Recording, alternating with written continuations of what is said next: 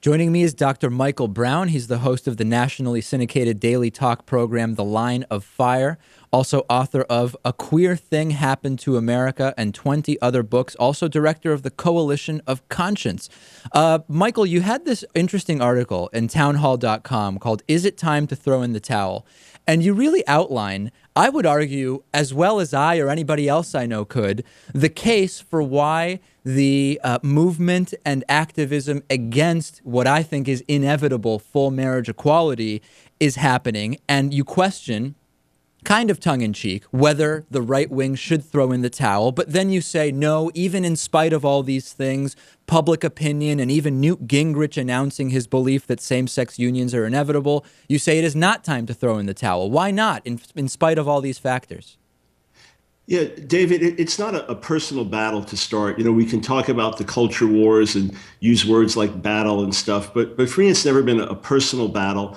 It's been a matter of doing what is right, what I understand is right and best. Obviously, my faith fuels everything I do, my faith in Jesus and Scripture. So I oppose two men marrying or two women marrying because I believe it's wrong. I believe it's in the worst interest of society, children, families, and contrary to God's will. If society shifted in such a way that same-sex marriage was the law of the land, I'd still say it's wrong, and I would still work for what I feel is right. So to me, it's not a matter of pragmatism, nor can I go by what polls say. I mean, polls shift left and right, and polls don't determine morality either. But for me, this is not a surprise. In other words, the progress of the, quote, gay rights movement, so it's not a surprise to me that the handwriting's been on the wall for many years, I think. What will some of the people that are so focused, I mean, we talk to people who it just seems their entire lives are obsessed with, you know, what men, and primarily men, even though sometimes they'll talk about lesbians, what men do in their private lives, et cetera, and et cetera. Brian Fisher, you know all the guys, the former Navy chaplain Gordon Klingenschmidt and the Westboro Baptist Church and National Organization for Marriage. What are they going to do when this thing is over? I mean, will they move on to abortion and I don't know, women's rights? Or a lot of these people are the ones that years ago were against racial integration. Now they're against marriage equality. What's the next thing for that group? Yeah, well, obviously I can't speak for others. I would completely put Westboro Baptist Church outside of any pale of the Christian faith and would not relate them to any of those ministries you just mentioned. And I relate to the folks like Billy Graham who are on the right side of racial equality and paid Martin Luther King's bail to get him out of jail when he was arrested. But I believe actually that some of these ministries are going to have more to do than they've ever done, because from what I can perceive, David, the gay activist side will not be content to simply win a victory. They want opposition to be removed. They want it to be basically improper or even illegal for us to vocally stand against certain things. We're seeing this more and more. I think they just want equality. I think it's just about equality. Well, I know that's how you would perceive it, but here's an example. Yeah. There's a pastor at a church in Florida, a black pastor, after President Obama comes out supporting same-sex marriage last year. This pastor preaches a message in his church, which meets at a public high school. You know, they pay rent there, explaining why he doesn't believe in these things. And there's an effort from the local government to get him booted out of the high school, saying right. We don't stand for these things. So this is becoming more and more common. Yeah, but Michael, when I cited a name of various individuals, you said, well, the Westboro Baptist Church, I would say, is kind of not part of really this movement. So in the same way, your one anecdotal story is not really, that doesn't really mean much, does it? Oh, no, it's not one anecdotal story. It's dozens, it's scores, it's hundreds. In fact, if you'll just check with organizations like the Alliance Defending Freedom or Liberty Council, they'll give you lists and lists and lists of people that contact them. But those are incredibly anti-gay, agenda-based organizations. Why would we go to them for information? They're not. They're fine legal organizations with fine people. I mean, I know some of the folks involved, and they're upstanding individuals. But here, I could give you example after example. I have a whole chapter in A Queer Thing Happened to America, where I detail people who lost jobs, who were put out of schools simply because they didn't support homosexual activism. Look, I have a friend and colleague of mine who was booted out of jobs that he was doing because he wrote a book in his private time, not even mentioning the Bible, simply saying why same-sex marriage was not good for society. And he was booted out of other jobs he had completely unrelated to that. Dr. Brown, I want to ask you this because what we're really getting to, I think, is just a really something that is coming up a lot when we talk about equality debates. And I hope you'll take this question seriously, Dr. Brown. As for myself, as a straight man, I find it really hard to imagine being so fixated and obsessed on gay and lesbian people that I devote so much of my time to talking about how bad it is and being so against it.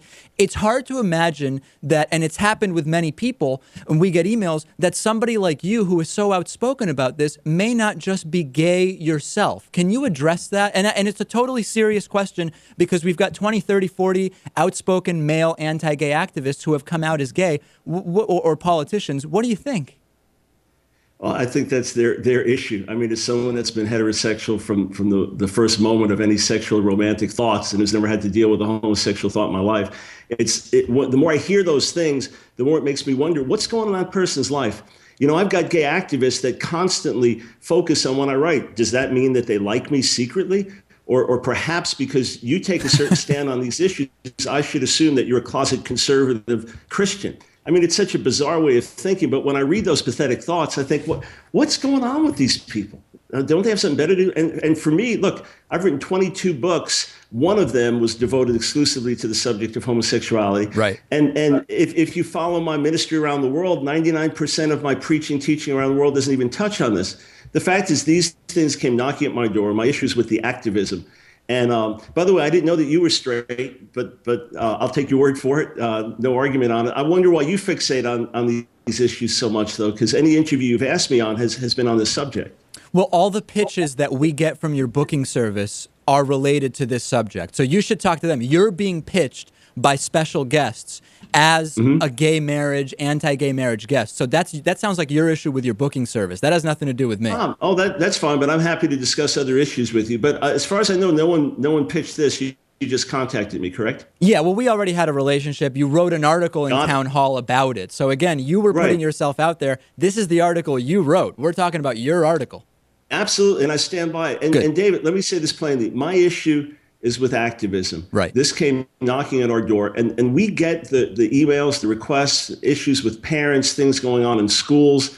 Look, to me, it's wrong when there's a preschool here in Charlotte where the teacher can't address the kids and boys as boys and girls. She has to call them friends because you can't make gender distinctions. Well, that sounds like quite a thing. But so that's interesting because you reacted almost like you were surprised that I am straight. But you kind of say you're not going to argue with me as what? What is that an implication of, that you're not going to argue with the fact that I'm straight? What does that mean? What were you implying there, I take your word doctor? for it, that you'd have no reason to say it, and it's silly to dispute it. That's why. Okay. Very simple. And But who was disputing? But you have to understand, David, the more I see people saying you must be some closet homosexual, the more that disqualifies any credibility that those people have. I don't know that anybody has said that. I just was hoping to get you to address it. It comes up all the time. Okay. It's a constant mocking thing. I get the emails from the people. I see the posts and comments that are sent to me. So a lot of people think you're gay? No. Oh.